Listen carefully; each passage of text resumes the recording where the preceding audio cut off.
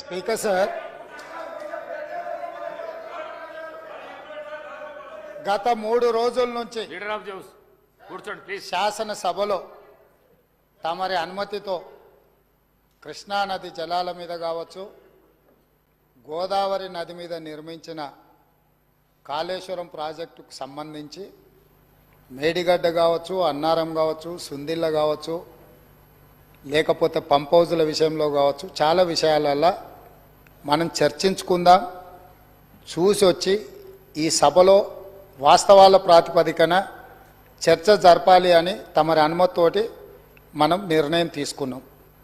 వాస్తవంగా ఈ రైతుల పట్ల, తెలంగాణ సమాజం పట్ల గౌరవం ఉంటే ప్రధాన ప్రతిపక్ష పార్టీ ప్రభుత్వ ఆహ్వానాన్ని దృష్టిలో పెట్టుకొని అందరం కలిసి అక్కడికి వెళ్ళి ఆ ప్రాజెక్టులను పరిశీలించి